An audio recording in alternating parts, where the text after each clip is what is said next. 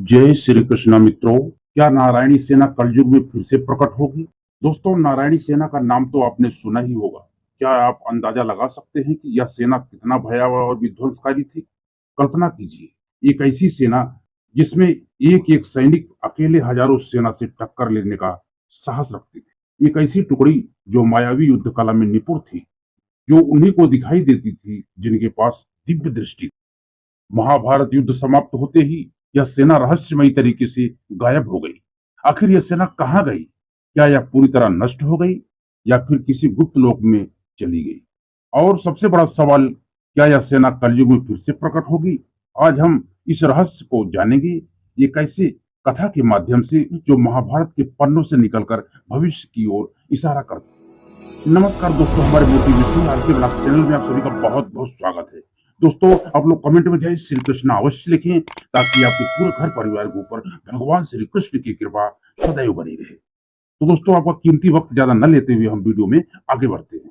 कृष्ण ने अपने राज्य की सुरक्षा हेतु एक ऐसी सेना तैयार की, लेकिन यह सेना कोई साधारण सेना नहीं थी। यह ऐसे योद्धाओं की टुकड़ी थी जो न केवल शस्त्रों में निपुण थी, बल्कि यह सेना योग बल, तपस्या और दिव्य शक्तियों से भी सुसज्जित थी। इनका लक्ष्य सिर्फ एक था, केवल श्री कृष्ण की आज्ञा का पालन करना, बिना कोई सवाल पूछे, बिना कोई संदेह किए। इन योद्धाओं को विशेष युद्ध कला सिखाई गई थी, जैसे दिव्यास्त्रों का ज्ञान, शत्रु के मन का भेदने की क्षमता और अदृश्य होकर युद्ध करने की कला। ऐसी अद्वितीय सेना को नारायणी सेना कहा गया, क्योंकि यह भगवान यानी नारायण भगवान श्री कृष्ण की कृपा से संचालित थी। जब महाभारत युद्ध तय हो गया, तब अर्जुन और दुर्योधन दोनों को सेनाओं को जुटानी थी। तब अर्जुन और दुर्योधन दोनों भगवान श्री कृष्ण के पास गए, लेकिन जब वे दोनों उनके पास पहुंचे, तब भगवान श्री कृष्ण विश्राम कर रहे थे। जब श्री कृष्ण जागे, तब दोनों ने कृष्ण को अपने तरफ से युद्ध लड़ने के लिए कहा। तब श्री कृष्ण ने कहा कि मैं तो सिर्फ एक तरफ ही हो सकता हूँ। अब उन्होंने दोनों को कठिन चुनाव दिया। उन्होंने कहा, एक तरफ मैं रहूंगा और दूसरी तरफ मेरी नारायणी सेना। मैं जिस साइड में रहूंगा, युद्ध नहीं लड़ूंगा, केवल साथ रहूंगा, शस्त्र नहीं उठाऊंगा। और दूसरी ओर मेरी नारायणी सेना रहेगी, जो अजेय और अपराजेय है। दुर्योधन नारायणी सेना की शक्ति को अच्छी तरह से जानता था, इसलिए वह नारायणी सेना को चुना। उसे लगा यह निहत्था अकेला श्री कृष्ण कोई काम का नहीं है, क्योंकि यह शस्त्र भी नहीं उठाएगा। लेकिन अर्जुन मुस्कुराए, मुझे तो आप चाहिए प्रभु। यहीं पर तय हो गया था कि धर्म की विजय होगी, क्योंकि बल से अधिक बुद्धि और ईश्वर का साथ महत्वपूर्ण होता है।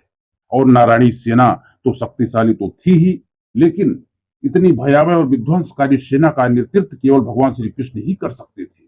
कृष्ण के बिना नारायणी सेना अधूरी थी। कहा जाता है कि इस नारायणी सेना में श्री कृष्ण के 18,000 साथी भी थे।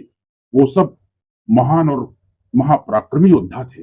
महाभारत युद्ध में नारायणी सेना कौरवों की ओर से लड़ी। ये योद्धा मायावी अस्त्रों का प्रयोग कर सकते थे, शत्रु के मानसिकता को पढ़ सकते थे, इतना अनुशासित युद्ध करते थे कि इनको हराना लगभग नामुमकिन था। भीम, सात्विकी और अर्जुन ने इनका घोर संहार किया, लेकिन फिर भी यह सेना आखिरी सांस तक युद्ध करती रही। लेकिन मित्रों, असली रहस्य तो इसके बाद शुरू हुआ। युद्ध के बाद यह सेना कहाँ गई? महाभारत युद्ध समाप्त हुआ, कृष्ण द्वारिका के लिए निकल पड़े, लेकिन युद्ध में बची हुई नारायणी सेना का नामो निशान नहीं था। क्या वे युद्ध में पूरी तरह समाप्त हो गए थे? नहीं।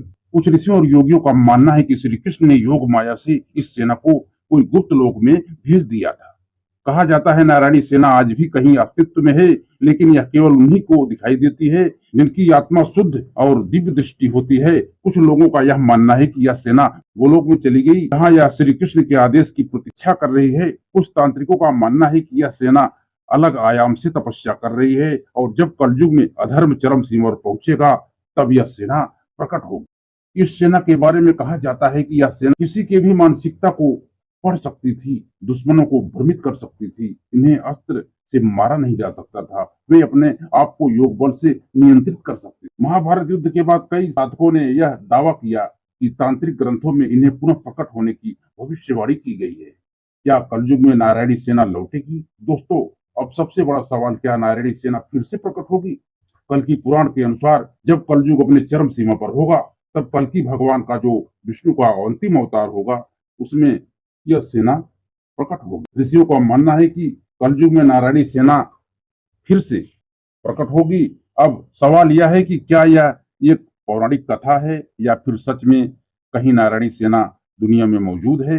निष्कर्ष क्या यह एक मिथक है। दोस्तों, यह सवाल आज भी अनसुलझा है, या कुछ लोग इसे सिर्फ धार्मिक कथा मानते हैं, जबकि कुछ का विश्वास है कि जब सही समय आएगा तब यह सेना पुनः प्रकट होगी। क्या आपको लगता है कि कहीं न कहीं नारायणी सेना अस्तित्व में है, या फिर यह एक सिर्फ पौराणिक कथा है? आप लोग कमेंट में जरूर बताएं। तो मैं आशा करता हूँ वीडियो आपको अच्छा लगा होगा। यदि जानकारी आपको अच्छी लगी हो दोस्तों, तो आप लोग हमारी वीडियो को एक लाइक कर देना। चैनल नए हैं तो चैनल को सब्सक्राइब करके बेल आइकन को जरूर प्रेस करें। तो मिलते हैं दोस्तों अगले वीडियो में। जय श्री कृष्ण मित्रों।